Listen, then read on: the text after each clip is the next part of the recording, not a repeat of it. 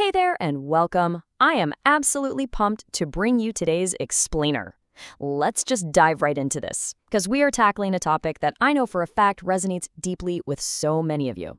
Today, we're going to look at exactly why highly active minds often find small talk utterly exhausting. If you've ever felt completely and totally drained by just a casual chat at the grocery store or maybe some mandatory networking event, well, you are definitely going to want to pay close attention to the insights we've got lined up today. Seriously, think about it for a second. Why does chatting about the weather literally physically drain you? You can solve crazy complex problems at work. You seamlessly manage a household. You navigate super intricate life decisions. But 5 minutes of talking about the weekend forecast in the produce aisle, it leaves you needing a nap. I want to immediately dismantle a huge myth right here. This does not mean you're socially awkward.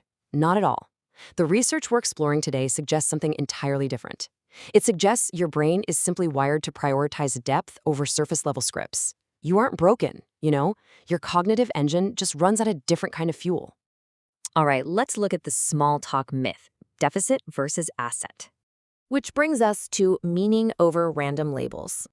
So in your head, there's this constant kind of subconscious tug of war going on between random labels and meaningful patterns.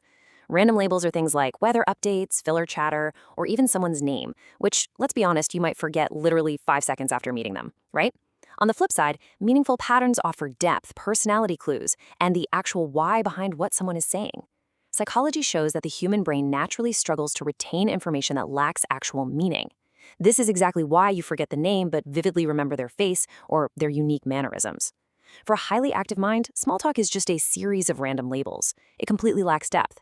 You are infinitely more fulfilled by one single, highly meaningful conversation than you are by dozens of broad, shallow interactions. Why? Because your mind is constantly hunting for patterns. Let's move on to the mental energy cost.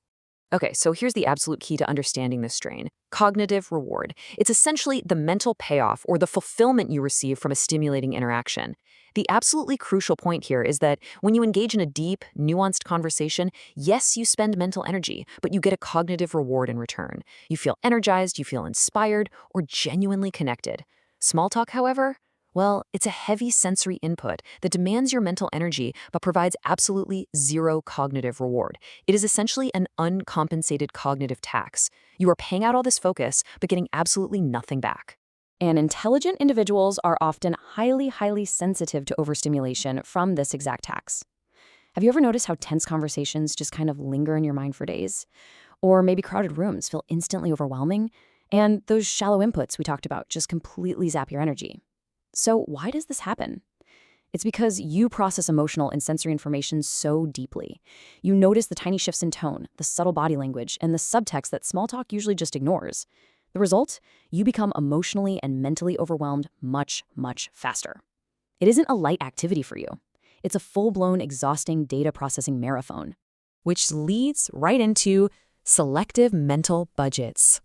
Attention is a limited resource. Look, this is a fundamental law of psychology, and it's a limited currency that must be fiercely protected. As you become clearer about your priorities in life, you realize that every single conversation, every forced social obligation, it costs you a piece of that limited mental energy. High-level thinkers don't just throw their currency away. They become highly selective.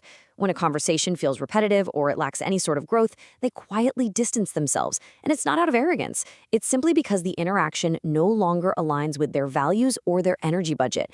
They are fiercely protecting their attention for what truly matters. Next up, reflecting instead of broadcasting. There is a really sharp contrast between internal reflection and what we might call performative broadcasting. Psychology suggests that deep thinkers rely heavily on internal reflection. When you go through a major life change or just have a really significant thought, your first instinct is to process it internally, right? To really chew on it and understand it before you ever speak a word about it to someone else. Now, contrast that with small talk. Small talk is essentially performative broadcasting. It demands that you immediately explain yourself, offer these fast-paced daily updates, and engage in rapid-fire banter. For a mind that prefers to reflect carefully before speaking, this forced, fast-paced broadcasting feels incredibly disjointed, totally unnatural, and just completely unnecessary. This brings us to zero need for approval.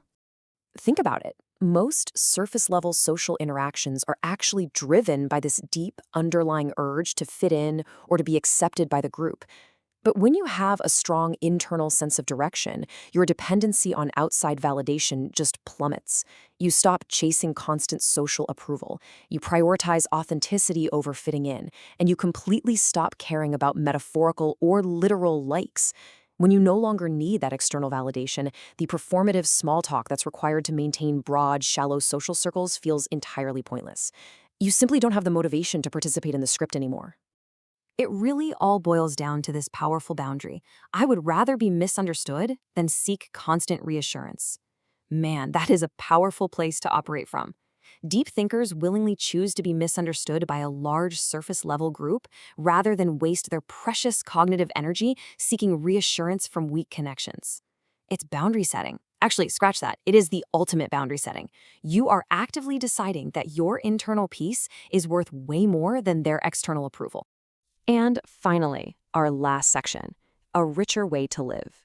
Listen to me here. You aren't fragile. You just process a louder, more emotionally meaningful world. I really want this to be a moment of pure validation for you. Your exhaustion after small talk is not a sign that you are weak or antisocial or out of touch. Not at all. It is concrete proof that you are experiencing the world on a fundamentally deeper, more vibrant level. The world is louder for you because you hear all the notes, not just the simple melody. You actually feel the emotional weight of interactions. That depth, that is a gift, for sure, not a flaw. Ultimately, life is richer when it is lived, not posted. Or, in the context of our discussion today, when it's lived, not just performed through shallow dialogue. True fulfillment completely bypasses the superficial scripts. It exists in the deep dives, the quiet reflections, and the meaningful connections that actually reward your cognitive energy.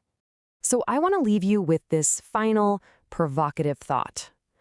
Are you ready to stop performing and start living? Are you ready to finally stop apologizing for protecting your mental energy? I highly, highly encourage you to embrace how your incredible mind works. If you found this explainer helpful and you want to continue understanding the hidden psychology of why you experience the world so uniquely, please make sure to subscribe to the channel. We have so much more fascinating stuff to uncover together. Until next time, fiercely protect your attention, and I'll see you in the next explainer.